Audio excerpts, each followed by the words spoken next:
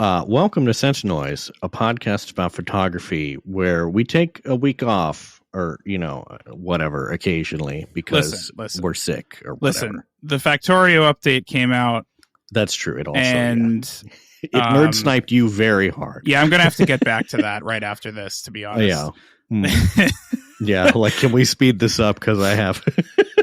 I think I've probably put in like research. 120 hours in the past... I guess, what has it been? 3 weeks, 2 weeks since the update? Yeah, so that's what I'm doing. Yeah. Exciting. Yep. I was busy being sick, but now I'm not sick. Just a cold, just a plain old cold, which is so boring these days. No novel coronavirus for you. No, thankfully. So, yeah. But actually, it turned out to be good that we did not record because I think news came out immediately afterward. Yeah, every time we decide not to after. record, there's always news. So,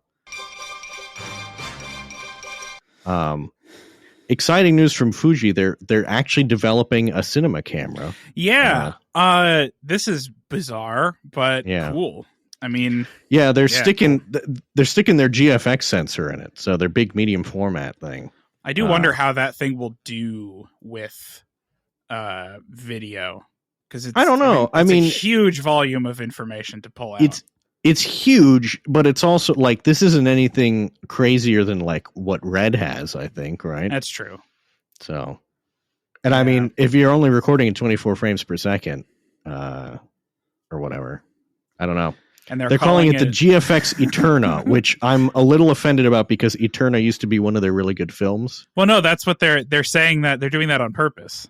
Oh, well, but still, this is the thing, though, is it makes me think of a film they no longer make. I feel like they're rubbing it in a little bit. I think they do or did still make. They're talking about the Eterna film, like the motion picture film version. Yes, right. Which maybe they still make.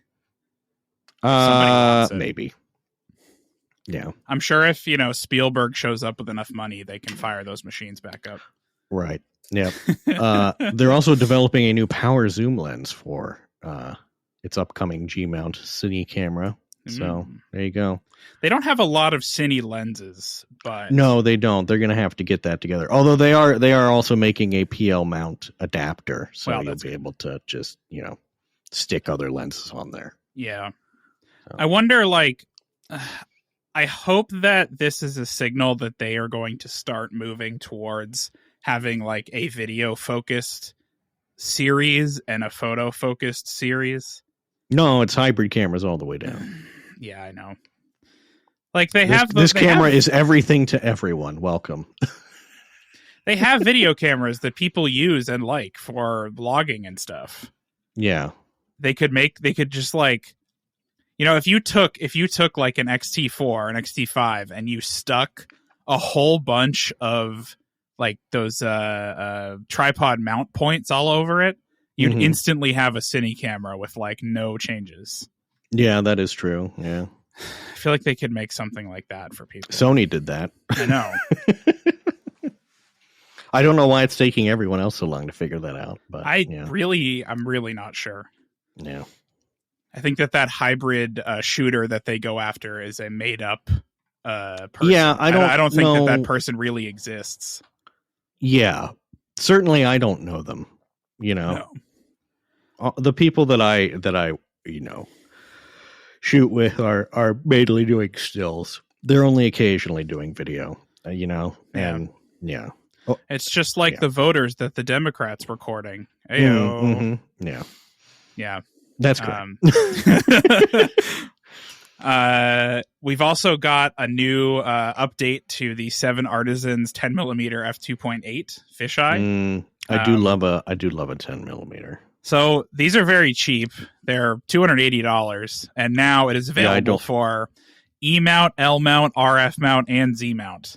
So I don't like that you've told me about this. Yeah, I've sort of been waiting. I used to have one of these for F mount. Yeah.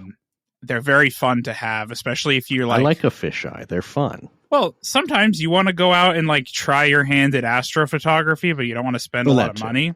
Yeah. And this is a pretty good way to do that. Or sometimes you just want to take an image that looks weird. Yeah, right. And that's what it's for. So I will probably buy one of these because 185 degree angle of view. Yeah, that's nuts. It's that's crazy. Like slightly behind you, even so. And there also will How does be it do that? Slightly different versions of these, right? Because isn't Seven Artisans is Samyang, I think. Is it? Yeah, there's like a couple of these brands that are all the same, so there will probably be slightly different versions available at some point. Right. Yeah, just white labeled. Yeah. Yeah. The big news that came out is that there is a new Nikon crop camera, the Z52. There is. They've revived this line. I sort of thought it was going to die. Yeah. I didn't really think they were going to keep making the Z50. But here it is. They're here. Yeah. And they seem to breathe some new life into it. They've even given it flexible color picture control and a picture control button, which is not a film simulation dial. No. Don't get it twisted. It's something else entirely. Yeah. Yeah. You can download film simulation. I'm sorry, creator recipe profiles. Yeah. Yeah. Okay. Also, the viewfinder is brighter, although it's the same resolution. So, okay, whatever. They do say that they've updated the autofocus subject recognition pretty significantly, in that it does basically everything that our Nikons do now, you know? I'm guessing at this point they probably have like one chip that they make. Just put it into everything. Yeah. I can't imagine they're making distinct chips. Humans, birds, cats, dogs, cars, motorcycles, bicycles, trains, and airplanes. That's exactly the same. Yeah.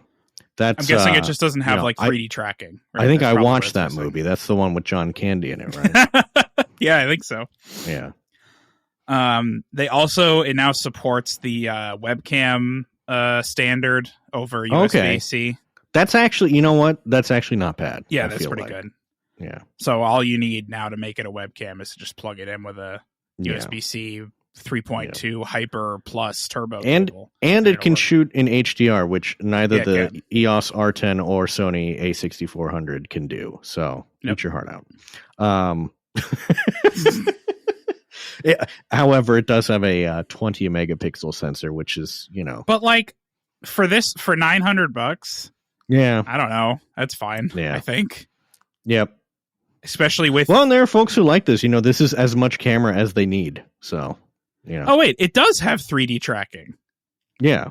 So you're getting 3D tracking plus the autofocus from you're getting $5,000 like cameras level for right.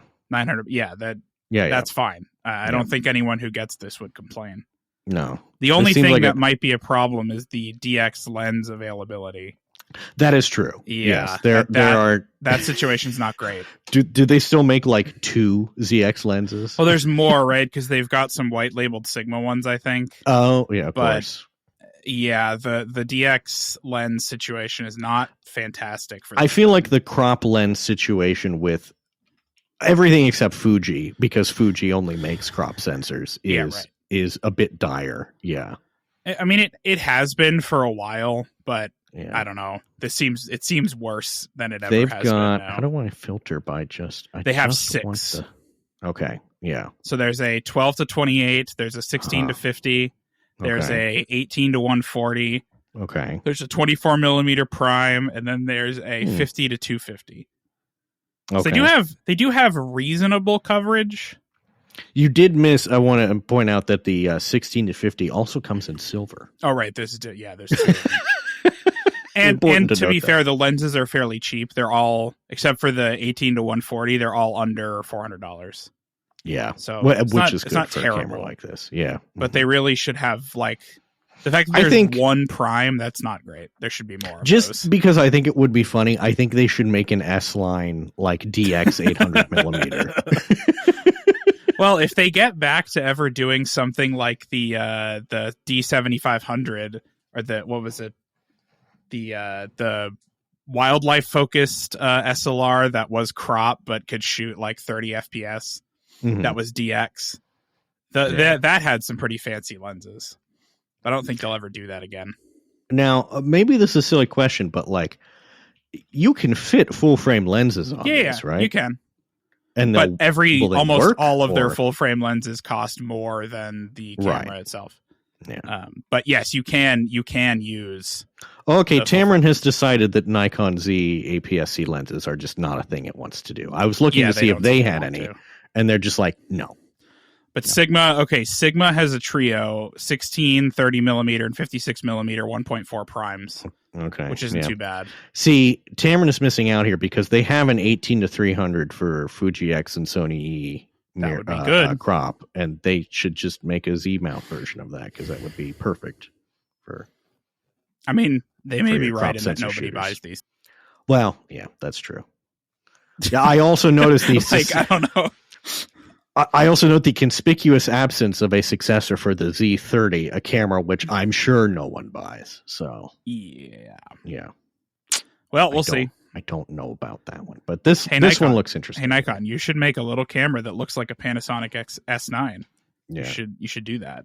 People want. Hey, that. Nikon, you see the Fuji XM5? Yeah, you see those? When you make another one? You wanna? Yeah.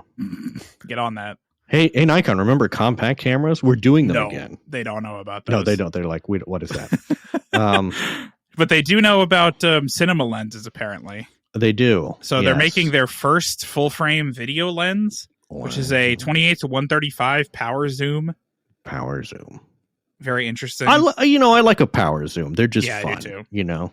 And this one has a little yellow ring on it for some reason. I guess it's a cine camera. Yeah. Or cine lens, yeah. So it's video, so that's how you know. More things should have power zoom. We had back in the 2000s. Every one of those little point and shoots had a power zoom, and now every camcorder had a power zoom too. That went out to like 400 millimeters or something. And now we got nothing. What's up with that? Yeah, now they're like, oh, you got to zoom it with yourself with your hands. Like, what is this? Even on cinema lenses, people have put you have to put them on like a rack to do a focus pull with a motor that manually turns the stupid ring. Right. Why are we doing some 3D printed contraption to What are we doing? Come on. Ridiculous. Yeah. Get your head in the game. You're miniaturizing every other part of the lens. You can put a tiny little motor in there. I'm sure this lens you've already got a motor in there for the autofocus. Sort it out. I'm sure this will be good. I'm sure it'll be very good. Yeah. But it's really for video. It's not going to be for us. Yeah. Did they say how much it's going to be? Probably. No, they hadn't. It's going to be pricing or release date was provided. Great. It's going to be very expensive. Yeah. But that's cinema for you. Yep. In camera related news here, somebody finally seems to have a competitor for the studio display. Interesting. There is one, and it's from Asus. It's fairly ugly. A 5K monitor. Well, but say that. It is a 27-inch 5K, so that's pretty good. You say that. It looks like every Dell monitor ever made. Yeah, that's true. Which I think is not a bad thing, necessarily. It's inoffensive, is what it claims looks like. To be 99% of DCI-P3, 95% of Adobe RGB. Not bad. It doesn't get as bright as the studio display, but allegedly supports HDR somehow. Mm-hmm. So it's probably lying. It's probably fake HDR, not real. Real HDR. Mm-hmm. But importantly, it's a 5K 27-inch display for $799. Yeah, and it's got USB-C and a bunch of USB ports built in too. You can buy almost 3 of these for the price of one studio display. Yeah. So this is interesting to me. Oh, it has built-in KVM functionality too. It does. There you go. Yeah, which is kind of nice. 96-watt power delivery, comes factory calibrated, etc. Yeah. Here's the thing. This is an Asus display that looks normal, and we just have to be thankful for that because they could have given this the Republic of Gamers treatment, and they didn't. So God, I know, right? We thank Asus for their restraint. I am a little disappointed that it's not an OLED of some description. I feel like I don't know. I feel like it's time. What are we waiting for? It is time. Yeah. This is why I think Apple hasn't made a new Pro display, because as far as I know, there is no 6K or there's no 5K OLED panel at the density they want. That doesn't exist. So even if they wanted to make a new one, I don't see how they could meaningfully differentiate it from the one they already have. So I'm guessing they're just waiting for somebody to make that OLED panel. Yeah. Well, there's not really any. Yeah, I mean, until then, there's not really anything to like that. That pro No, monitor there's nothing is you the can state of improve the about art. it, really. Yeah. I mean, they could add. You could add more local dimming zones, right? That's what you could do. Right. But I don't know. It's diminishing returns. Each pixel is now its own local dimming zone. I mean, that's kind of what they've done on those big fancy TVs. Yeah. Like on those, I don't know, the Linus Tech Tips had a video the other day of one of those crazy, like 115-inch TVs from AliExpress. Oh, interesting. And yeah, it has that's like too big. Millions of local dimming zones. So it's basically like one per every 4 pixels or something. TVs are getting too big these days, I feel like. Yeah. They're getting a little bit impractically large. A little bit. Yeah. He's using it to replace a projector, so I kind of get that. Well, see that projectors aren't really getting better. Yeah. Well, related, we have a news item here about projectors. Oh, well, bring it up here. Well, guess which brand has decided that they should make a projector. Oh God. Oh, I can't even imagine. It's Leica. What? What? Why? Leica has decided that they should be making a home cinema projector. Okay. Yeah. It's a 4K resolution. It's got triple RGB lasers, I guess. So this is like the modern equivalent of a 3CCD projector or something. Yeah, effectively. And they're using, a Leica lens to do the projection, of course. Of course. What do they want for this? Like 10 grand? $37.95 for this Okay, projector. that I guess for a 4K home projector, that's not terrible. Well, it's not. Well, okay, it's not a laser projector, I don't think. Not one of the super fancy ones, right? Well, yeah. Because it's not an ultra short throw. Yeah. So you have to like put it in the middle of your room somewhere. Yeah, which is not great. And the stand is $495 also. Oh, of course. Yeah. Taking a page out of Apple's playbook there. Or you want a stand for it. Guys, hey, what are you doing? Yeah. Now, what I will say is... Leica, one of those companies that needs to really just, put the fries in the bag. Like, seriously. Keep your eye on the ball. What are you doing? Focus, I do have to give them credit.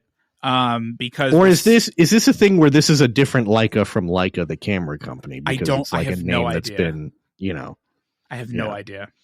It's like, oh, this is Vornado, the realty company, not the fan company. So it turns out no, this is the same Leica. Okay, great. They released another one last year that was almost $10,000. That was one of the ultra short throw projectors. Yeah. I'm that seeing was that, the Cine one, and this is the Cine Play one. Okay, that's not confusing at all. No, not at all. Leica, please hire a marketing agency. Or like someone who has a vision for your brand. The Leica Cine 1, also named for the number of customers it has. Yeah. I've never seen a review of one of these things. I've never seen a video of one in person. I'm not convinced anyone bought one. Yeah. But why would you? In YouTube news, the Rode mics that everyone's always wearing, the little wireless mics that are a little the ones that people have clipped to them, or they clip to like a ruler so that they can seem scrappy, Yeah, one that people really need to realize is meant to be used as a hip pack, and you're supposed to buy a lav mic that plugs into it, but they don't do that. Rode is attempting to solve this irritation of mine with the wireless micro. Which is basically they made it smaller and less intrusive. Yeah, it's like designed to be clipped onto your lapel now. Yeah, and look, the problem is the hero image on this post, they have clearly color matched the mic with the jacket the guy's wearing, and I'm just like, that's not ever going to be the case. Yeah. But yeah. It's kind of interesting though. It comes with for $150. You get 2 of these little lav mic clip thingies, and you get a USB-C receiver that fits into your phone, and I guess works with their recording app or something. Yeah, that's pretty good price. That's pretty good. It's pretty good. I think this is, so the ones that you see folks on YouTube wearing, those have a lot of like controls for you can adjust the sound levels and all that on the time. This is like it's all like the gain's automatic. Yeah, it just you can't really do, which is probably fine for a lot of people. So I'm actually thinking about getting one of these for like video conferencing. Mm-hmm. Honestly, it would be very nice. I think instead what you should get is you should get the Rode Wireless Pro, and you should get the little mic handle that people have for it with the little with the little foam thing. That way you can hold it like you're a news person and like put your finger up into your ear and just sort of nod along. And then when someone calls on you and you can say, "That's right, we're hearing reports that this project may be delayed up to 7 days." I was thinking more about getting one of those Bob Barker, like really long, thin. Oh, those are good. Microphones. Yeah. What mic even is that? I have no idea. Yeah. Like, is that a mic that only Bob Barker ever bought or got hold of? I don't know. Yeah. There are companies on Amazon that are selling similar ones. Actual sprint velocity. Here we go. Professional dynamic Bob Barker microphone for DJ mixer dedicated disc shouting microphone KTV bar gooseneck mic. Yeah. For $23.99. I'm sure that's very high quality. Yeah. This week for backlog grooming, we're playing Plinko.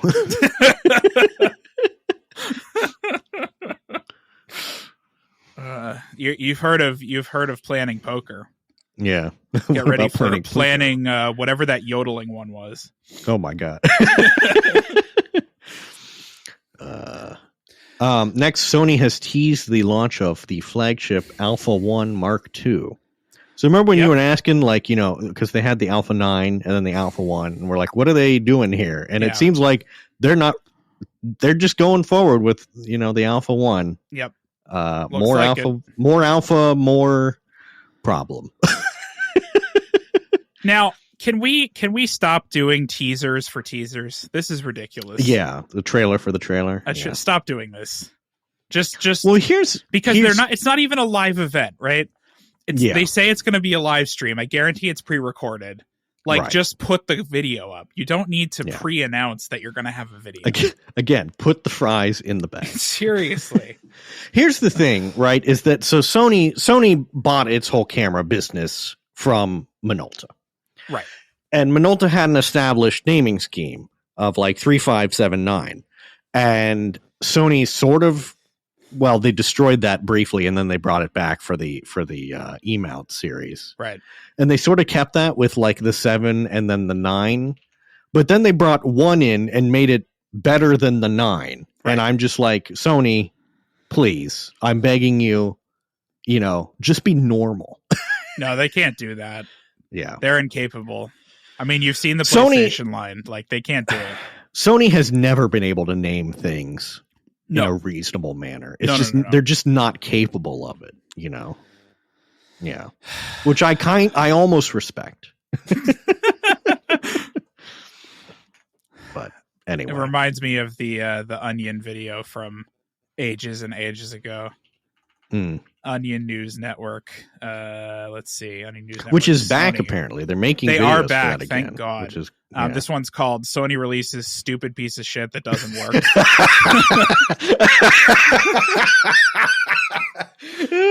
This is from 15 years ago. Listen, I Sony makes some very quality products, but boy, have they released some stinkers over the years.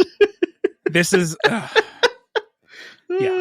This is about one of their you mean every Xperia smartphone? Yeah,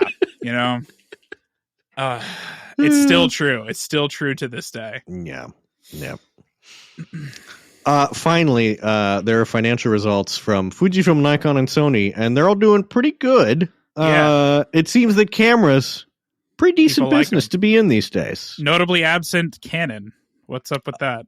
But they're doing. Listen, Canon's doing fine.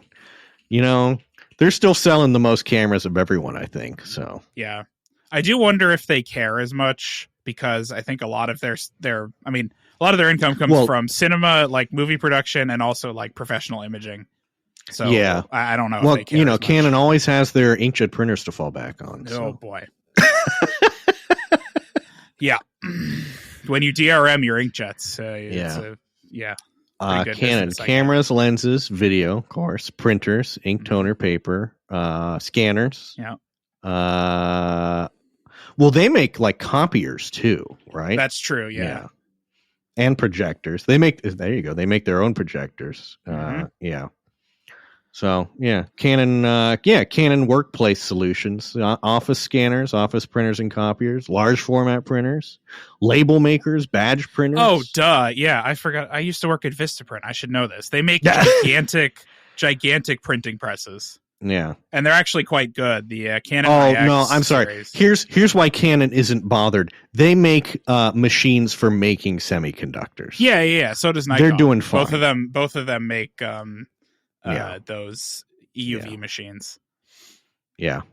But Canon semiconductor manufacturing equipment is used in various industries, and we have a comprehensive lineup of front end of line and back end of line. Yeah.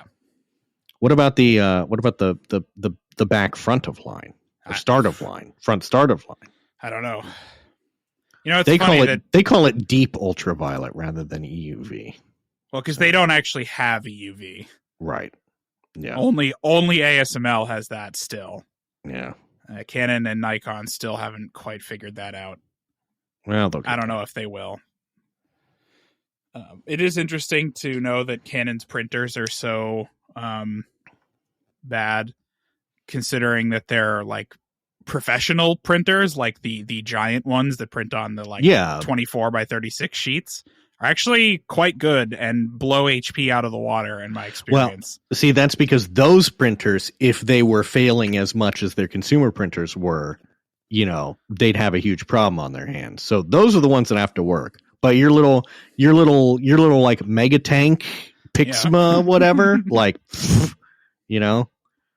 it's not like, so much has to work as like, oh wait, can I just? You're telling me I can just print to this without buying $50,000 worth of software from you? Like I can send it a PDF and it'll print that out. Wow. Oh yeah, it's fine. Just print it, no problem. Whereas HP needs software and a whole support staff that you have to like lease from them. Yeah, of course. Yeah, it's a whole racket. Yeah. Anyway. So you're saying that if we're looking for a large format printer at work to print out like schematics or stuff, we should I would prefer consider Canon. They were quite good. Rather than an HP DesignJet T120 or whatever the crap that is. Yeah. Just because Canon or HP's business model in that space relies on recurring like licensing and subscription revenue. Yeah. Whereas Canon seems to be more interested in selling you hardware. What a concept. That's been my experience, at least. Yeah. Well, you heard it here first, folks. This has been large format professional printer watch. Yeah. Tune in next week. We'll be reviewing the latest from Epson. They're still doing photo printers, right? I think they are. Yeah. Mm-hmm. I think they're still pretty big in like the consumer photo printers. I don't know of another brand of photo printer that you can actually buy. So I assume they're doing well.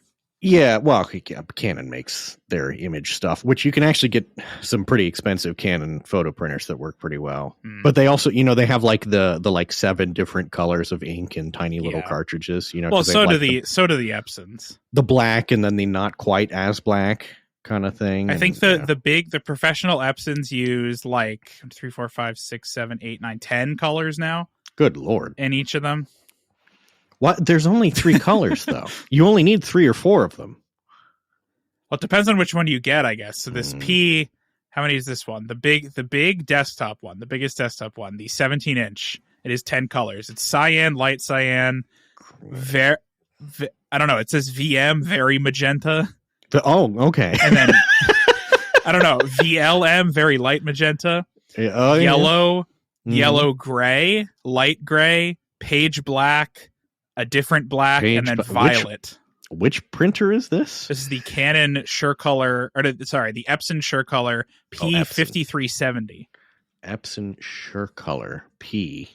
Oh, they have a dye sublimation one too. They do have those too. But then if you go to the big one, like the lab grade ones, those have 12 colors. That's too many colors. So that you don't adds, need that many colors. That adds an orange pigment and a green pigment to the other ones. Do they know that you can make all the colors from just 3 of them? Like, it's mathematically possible. So, like, yeah, but have you seen the results from these ones that use a lot of colors? Like, they're better. It's better. Photo black, cyan, vivid magenta, yellow, light cyan, vivid light magenta, gray, matte black, light gray, and violet. Because that's the thing. It turns out that it's pretty difficult to get those bright colors by mixing other pigments. Yeah, I guess so. Pigment mixing is very challenging, as any professional painter. I just will like tell that you. this is like, oh, you hate ink cartridges, do you? Well, too bad. Here's 10 of them that you have to manage. Here's 12. Yeah. And the big ones, they're huge too. They're like the size of reams of paper. Yeah. For each of them, they sit even in Canon next to the thing. Like, here's Canon's. This is like their like nice consumer grade photo printer, the Pixma Pro 200, and it has 8 colors of ink in it. So, yeah, this is why I just ship my stuff off to get printed by someone who has these already. Yeah, right. You know, they've probably, when you get it printed at B&H or whatever, or Adorama, those guys, they probably have one of these. They're not. Listen, they're not using a Lexmark. Okay. No. They got one of these SureColor P2570s. Yeah. Yeah, one of these giant things that can print, 64-inch wide banners. Yeah. Well, anyway, we've got other news that I wanted to talk about as a separate topic because this was quite surprising. It's big moves in the photo software industry. Yeah. Apple has acquired Pixelmator. If you're not familiar, Pixelmator has been around for quite a long time and is probably one of, if not the best, Photoshop replacement for Apple platforms. Yeah. I've used it for a while now because it was, also, like you basically bought it once versus. Yeah, I think I paid like $20 for it a decade ago. Mm-hmm. And they just keep updating it.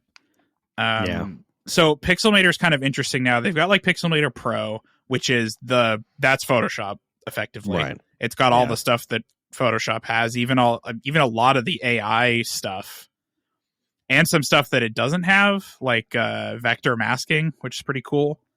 Pixelmator Pro is fantastic. But recently they've come out with this other product called Photomator. Yeah, which I was a little confused about. So initially, Photomator was called what was it? It was called Pixelmator Photo initially, and it was a. See, that's probably why it confused me even more because I was like, it started with the iPad, so it was like an iPad only app when it started, and it really seemed like they were trying to do Lightroom. Interesting. Yeah, that's what it felt like when it came out. They were really trying to do Lightroom. And over time, they've enhanced it. It runs on Mac and iPhone and everything now. But now it kind of is Lightroom. So it's got, culling. It's got batch editing. It's got non-destructive edits. It's got RAW support. It's got LUTs.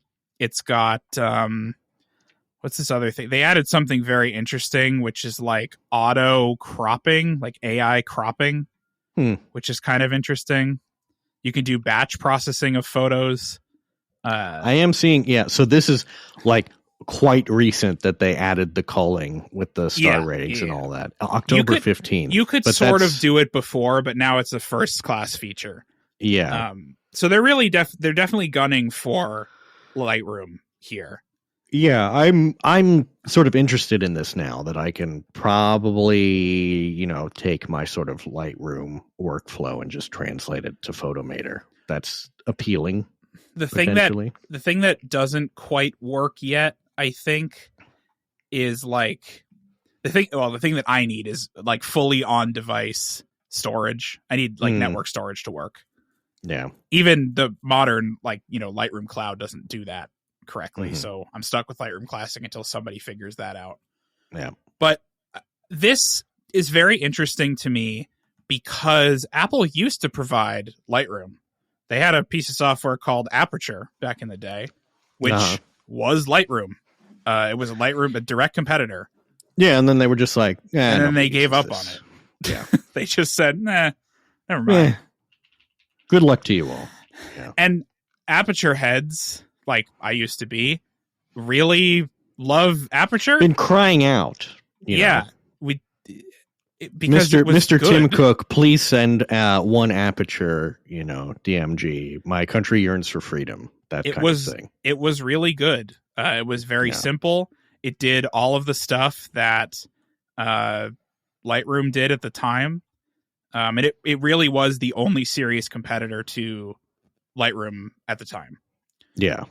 And they just decided they weren't going to do it. Before your Capture Ones and your, all that. Yeah. All that.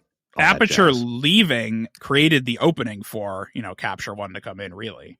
Right. So it's interesting. Aperture's been discontinued for 9 years. They discontinued it in 2014. Mm-hmm. I guess 10 years now, right? It's 2024. Jesus Christ. And it left a hole in Apple's lineup. So in their software lineup, they have the grid, like they used to have, the 4x4 grid. They have a professional and a consumer version of all of their apps. They have Logic for professional audio and GarageBand for consumer audio. They have Final Cut for professional audio, iMovie for consumer. They used to have Aperture for Pro Photo and iPhoto for consumer. Now they have Photos, which is getting better, right? But it is still definitely a consumer tool. Mm-hmm. And there's no Pro Photo tool to go along with it. Pixelmator and Photomator really fill that void quite well. Mm-hmm. So I'll be really curious to see what exactly they do with this. Apple, we can't wait to see what you do with it. Like, genuinely. Now, I will say I'm not as worried about people. Like, a lot of people are concerned that Apple's just going to destroy Pixelmator. I'm less concerned about that. Doubt it. I think. Yeah. Because they could just continue to sell Pixelmator and to support those devs as it is right now, and just say it's an Apple product, right? And it would be fine, and people would still buy it. I think the ideal situation is that the Photomator, culling features and whatnot, just become part of Photos, and then Pixelmator Pro remains kind of a separate app for more detailed editing. Yeah. I think that's probably they should have an advanced button in Photos that just turns it into Lightroom, basically. Well, I don't even think you have to do that.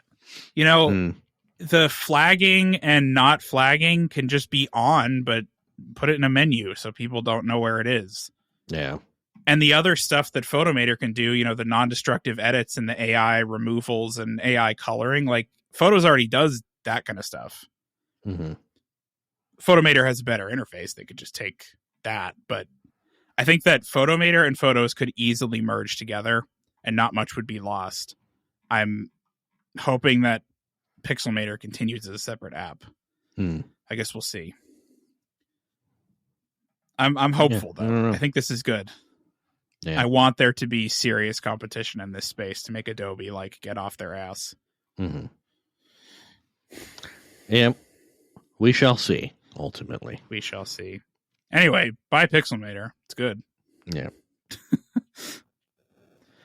And other Apple news, I understand there's new Macintoshes. They did they dribbled them out in drips and drabs a couple weeks ago. So there's 3 of them. There's a Mac Mini, there's an iMac, and there's a MacBook Pro. Yeah. iMac and the MacBook Pro kind of look like the old ones, but they got an M4 in them now. Mm-hmm. And Thunderbolt 5, I guess. On Thunderbolt 5, yes. Now you can do, what is it? What are we up to, 160 gigabits per second or something stupid? Who knows at this point? A level, frankly, a level of data transfer that you would be hard-pressed to reach in real life because, nothing is really able to support it, Yeah. You can't pull data off an SSD that fast. And they still really have not significantly differentiated Thunderbolt from USB-C. Yeah. To make me actually understand what the point of it is.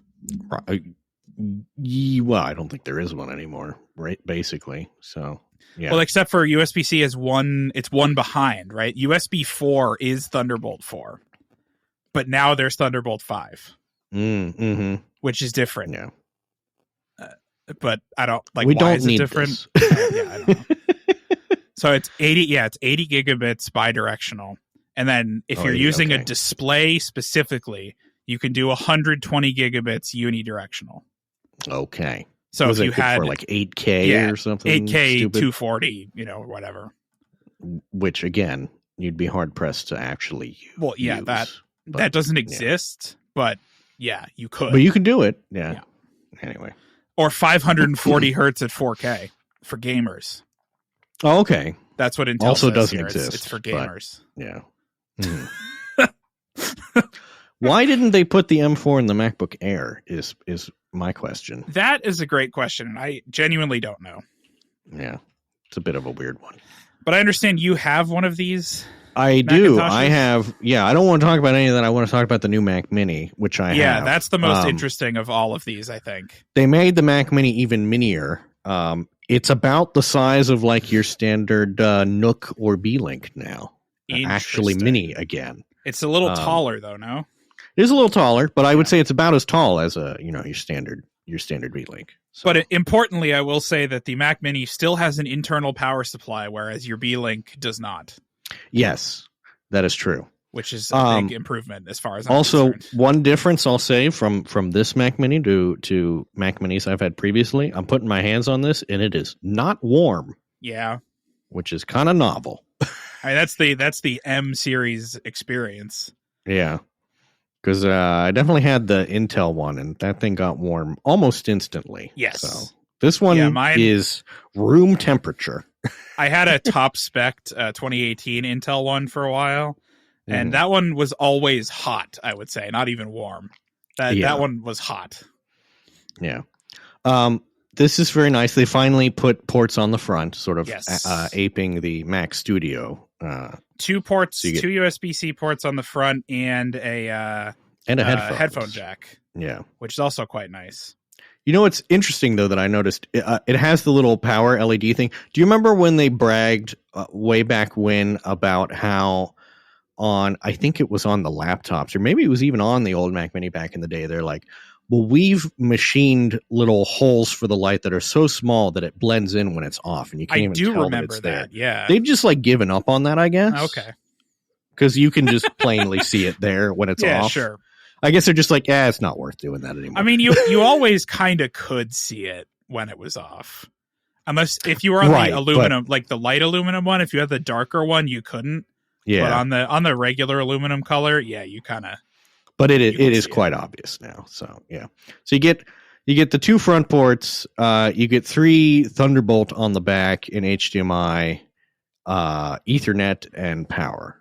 You don't get any USB-As this time around, which is kind of annoying because I need Apple to acknowledge that USB-A stuff is still made and commonly used. Yeah, that would be nice. But even in the PC market, it's starting to die.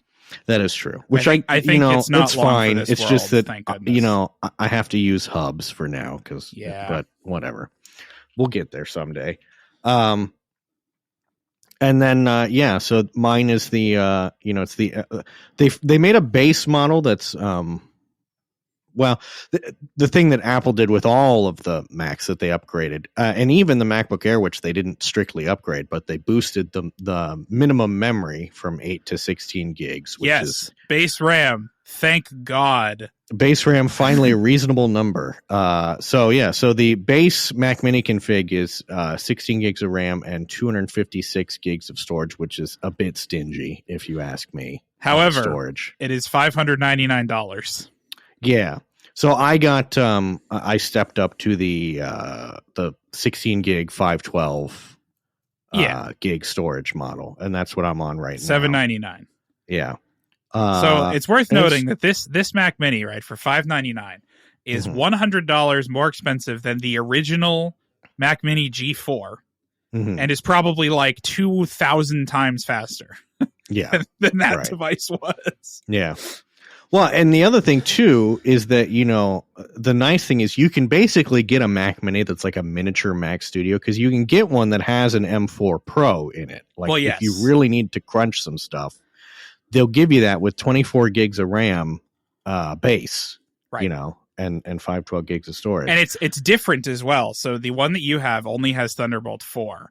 If you go to the M4 Pro, then you get Thunderbolt 5. So I'm missing out, is what you're telling you're me. missing out. Yeah. Exactly. You won't have that 120 gigabits. Yeah.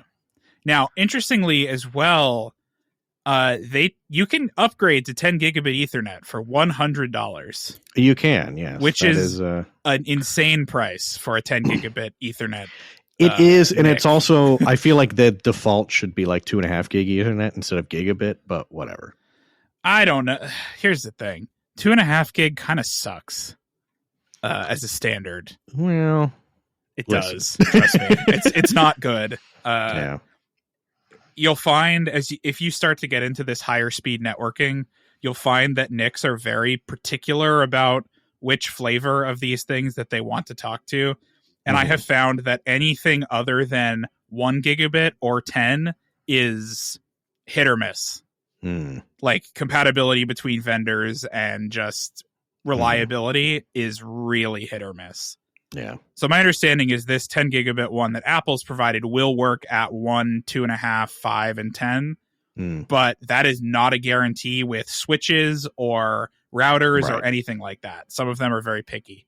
Yep. So I think having it be 1 or 10 is probably the right move, because 2.5 is just like, I have 2.5 on my my gaming PC built into the motherboard.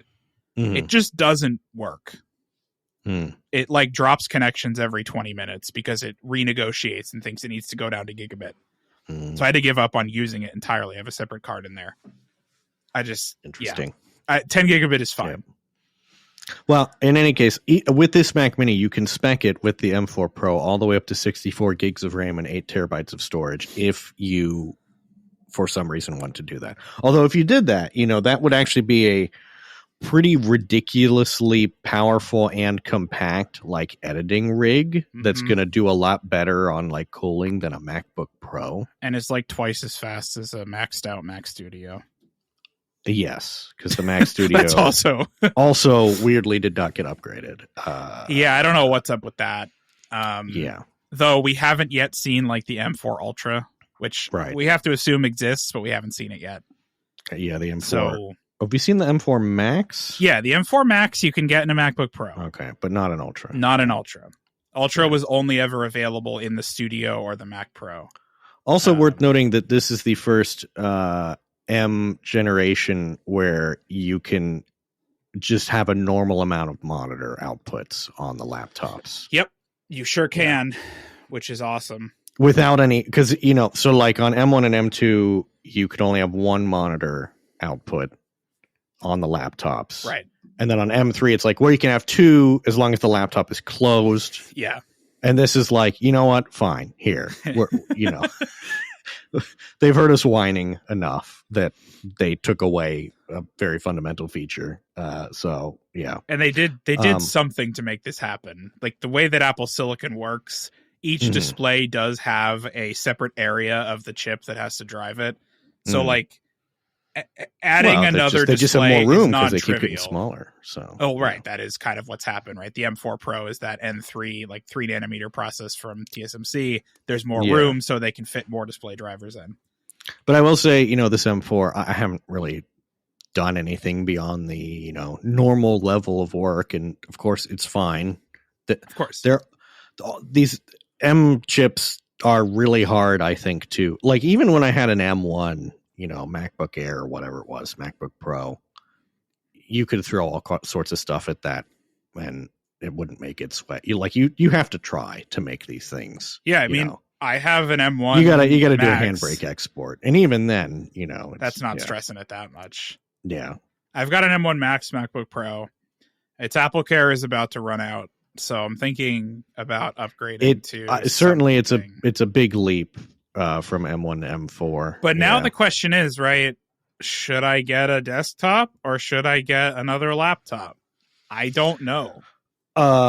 Because this like M4 yeah. Pro Mac Mini with 64 gigs of RAM and 10 gig Ethernet, that's pretty sweet. Yeah. I think you could almost get like a Mac Mini and then like a MacBook Air, you know, for your. I already have an portable iPad. needs. That's the thing. Oh wow. See, I don't use an iPad in that way, so it's appealing to me that my laptop out of the house very often. Mm-hmm. So infrequently, in fact, that when I look at the battery icon on my MacBook, it says rarely used on battery. So it's just shaming you. Yeah. One thing I will say is, so I have a MacBook Pro as well, and I've always had to get the versions with the Pro series of chips. Yes. To have the display capability, but now that there's not really a difference between the M4 and M4 Pro MacBook kind of the same Pros. thing now. Yeah, with the exception being the processor, which I don't think I really care about that much. So I can probably get a cheaper laptop if I want to. Yeah. And they come in a proper actual black color this time instead of like gray. They do, which is nice. Yeah. We need to get back though to the black book. That's really just what I want. Is the classic black. I don't know. MacBook. The new space black it's close. If you go look at it in the Apple Store, yeah, I think it's probably as close as you can get with aluminum bodies. That's probably true. Yeah. Yeah.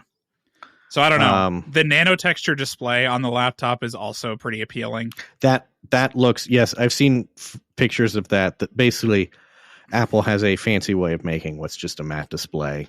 I don't know why they feel the need to fancy it up like that because matte displays kind of suck. Yeah, I don't know. Matte display for high resolution, they're not great.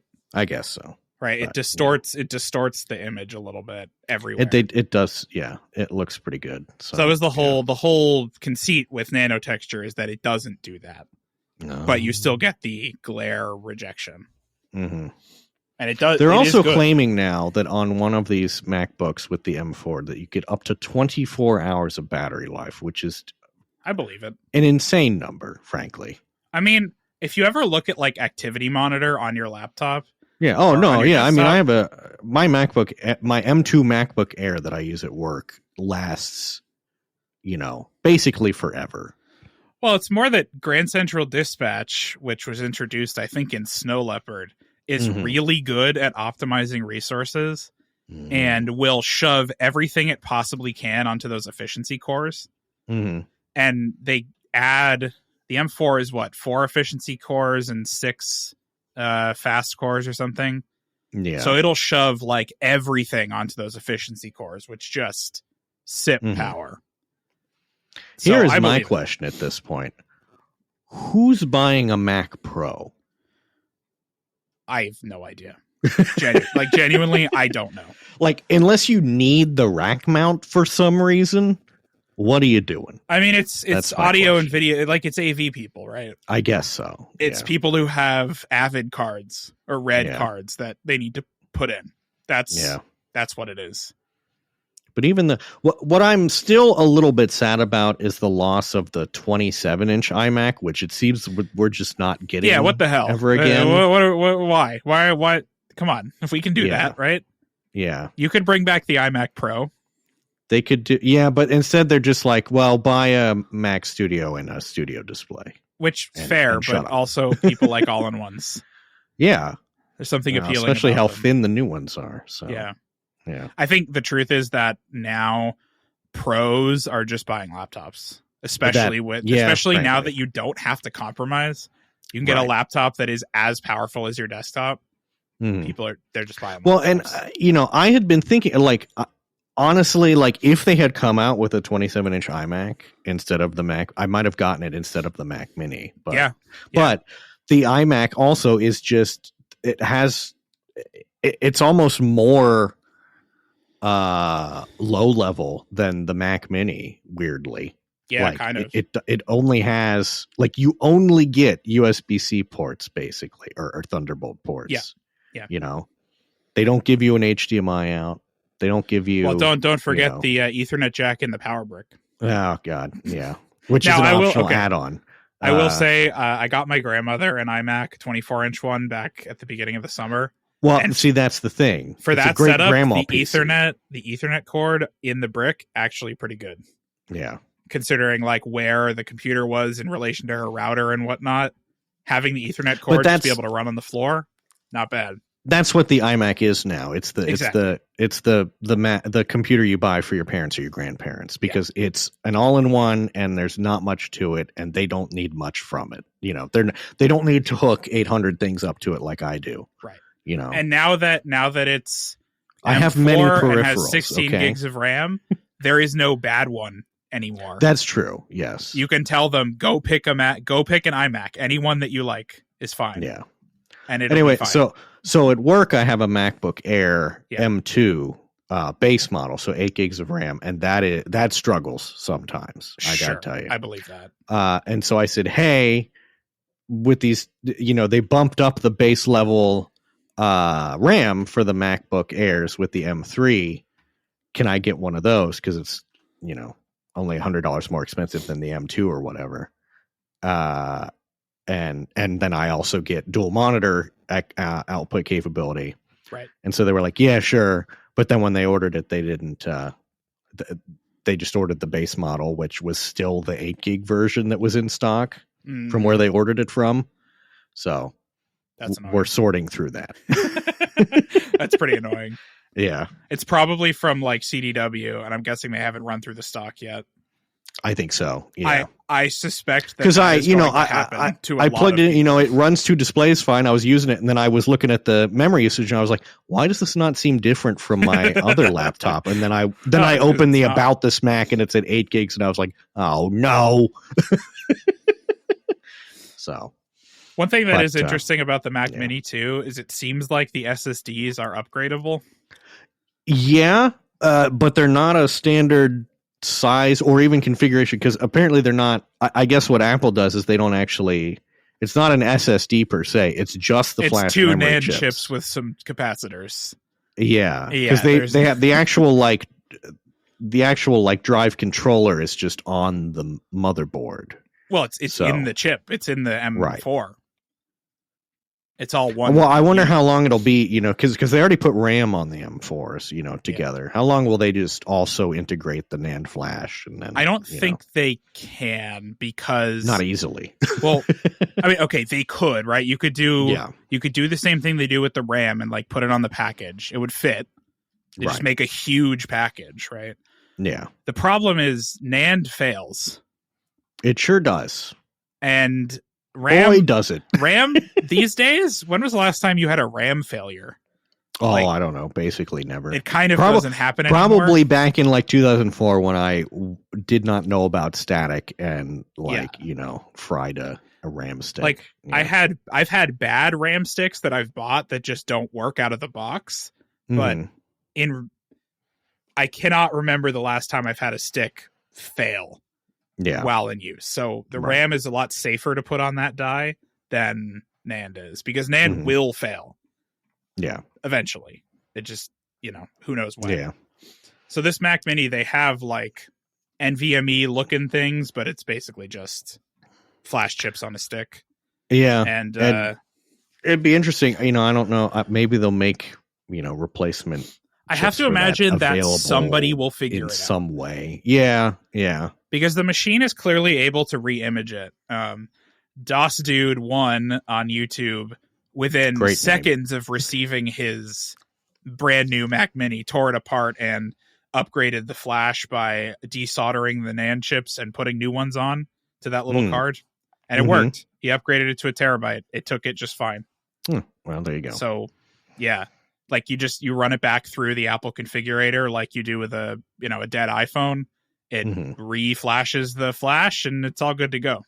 You used to have to like flash the flash chips off hardware. You'd have to like put them in a programmer and flash them that way first before you could install them, which he has many videos about doing.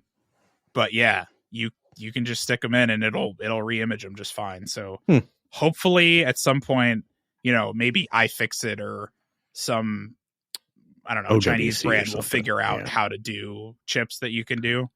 Macsales.com. Yeah. OWC, I mean, probably. I bet they'll figure it out. Yeah. It can't be that complicated. No. Well, and that stuff is all fairly standard. It is. Like They're just electrical using, interface like Sony anyway. or Samsung NAND chips. Yeah. Nothing is complicated about it. Yeah. So we'll see. That'll be really cool. And Yeah. it has a replaceable CMOS battery as well. Oh. Which is, yeah. Did you know that? I did not know that. That's if you watch the iFixit teardown, you pop the bottom off and there's like a little CMOS battery door that's clearly labeled for replacing that. Yeah. It's a big anyway. Yeah. I didn't know we still needed those. We do. Yeah, we do. There's just no way around the fact that some stuff needs power all the time. I know. Fortunately, I can't remember this the is the last field time that I thought work about in. one though. A CMOS battery, especially in a Mac. Oh, well, they last a very long time. And you can get rechargeable ones now too, so. Yeah. Yeah. Well, yeah. I'm if anyone has thoughts on whether I should buy a Mac Mini or a MacBook Pro, I'm easily swayed. So right in. Because I genuinely I am not sure what to do. Yeah. Speaking of Thunderbolt 5 and macsales.com/OWC, they've come, fresh out of the oven with a Thunderbolt 5 hub. They sure have. Which is, I guess this is, it's not a dock or a docking station per se, because it doesn't have an array of useful ports. It is literally just a hub. Thunderbolt to yet more Thunderbolts. Yep. So if you need 3 extra Thunderbolt 5s, you can acquire this. It's $200 about thereabouts. So which is, for this kind of thing, actually not that bad at all. Mm. These things are very costly. They have I guess they have a new Thunderbolt 5 SSD, and then they go with it, and then they also have a NVMe RAID SSD, which is crazy town banana pants. I mean, you kind of have to, no? Yeah. Now, okay, this I like. This is compatible with OWC Klingons. Excuse me? OWC apparently has products that are compatible with this, which are little thumb screw thingies that hold your Thunderbolt cables in place so they don't pop out. Huh. So, you put this little plastic thing on the Thunderbolt cable, and then what we're doing, we've independently reinvented D-sub connectors. Yes, we have. It turns out that having a little screw to screw them in and keep them from coming out, actually not a bad idea. Listen, I'll take it because... I've yanked out Thunderbolt cables before. It's not fun. Yeah. And this would be good. This is deeply amusing to me. But I do have a KVM, a Thunderbolt KVM on my desk to switch between my laptops. That's exciting. I don't believe that there is a Thunderbolt 5 KVM. As far as I can tell, there is exactly one Thunderbolt 4 KVM, and it's the one that I have. Yeah, a lot of them are just USB-C. Yeah.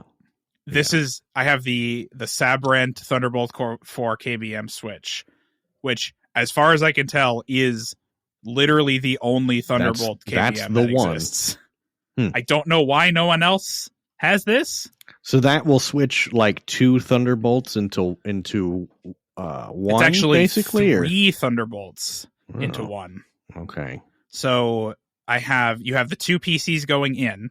Okay. And then it has 3 Thunderbolt 4 outs. So I have one going to my studio display, one going to my 10 gigabit NIC, and then one going to the CalDigit. So you could have this so that if you had a docking station, you wouldn't necessarily need to plug and unplug it from multiple. You could just daisy chain it to which is this, what switch. Has me thinking that a Mac Mini could work, right? Because I could just leave it plugged into one of the 2 Thunderbolts that I have and just switch it with the little button.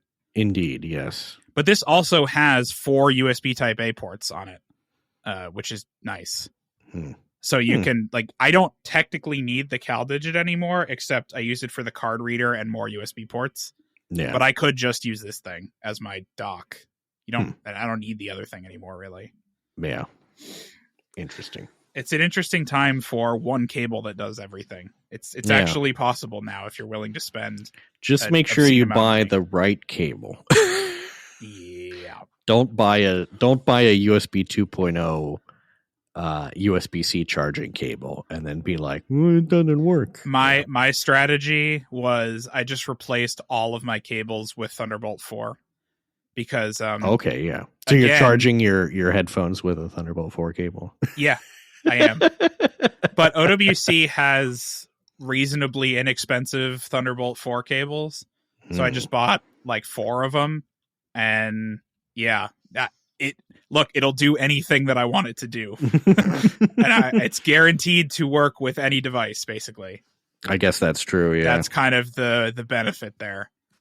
Okay, you're right. These actually aren't that expensive. Yeah, they're like Apple charges like $200 for a Thunderbolt 4 cable.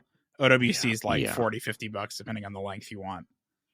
Well, down to $25 at the moment. Oh, really? On sale. I paid like $50 for them. Yeah. Well, you got fleeced, my friend. I guess. Certified safe to 240 watts charging. See, that's the other thing, right? You can be guaranteed if it's compliant with Thunderbolt 4, then it is guaranteed to provide high power charging just fine. Yeah. So that's why I went with that. Recommend. Fascinating. Yeah. Well, isn't that fun? It is fun.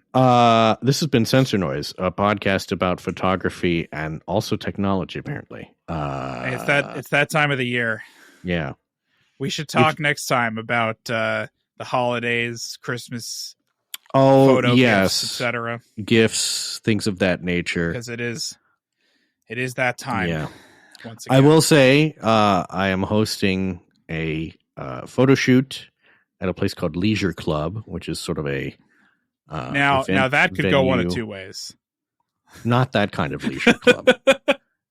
This is like an event venue that's sort of like 70s, 80s-ish themed. All right, that sounds fun. Here in Columbus, this upcoming Sunday, the 17th. Sunday the 17th. From 2 to 5 p.m. I will grab a link because if you want to come, you do have to pay me a little bit of money because it turns out it costs money to rent venues. Ain't that the darndest thing? It sure is, yes. But yeah, if you are one of the folks who's listening in Columbus and you think it would be fun to come take pictures, there's a link in the description with photos of the place and all that, and you can get tickets and you can join and have a great time. Buy a ticket because thus far folks have not actually bought tickets, even though they've told me they're interested in coming, because photographers are really good at waiting until the last minute to do things. And God, I need you all to not do that. Come on down. Mention you like the show. We don't have swag to give you, but no, we don't. But I will be like, gratitude. oh, cool. Yeah. Anyway, that's all we have for you. We'll be back in probably 2 weeks. Yeah, about 2 weeks. Soon, some point in the future. Oh, yeah. Assuming I don't get reorged again. Oh, well, I mean, you probably do. It's been, what, a couple days? Yeah, just about 3 or 4 days. So it's about time. It'll happen again. Yeah. Yeah. Do they actually expect you to get any work done? I'm genuinely not sure at this point. Because also it's annual planning time, and I have to onboard 4 new engineers in the next couple of weeks. Lord. Christ. So yeah, I'm not doing anything. Yeah. Enjoy that. I might.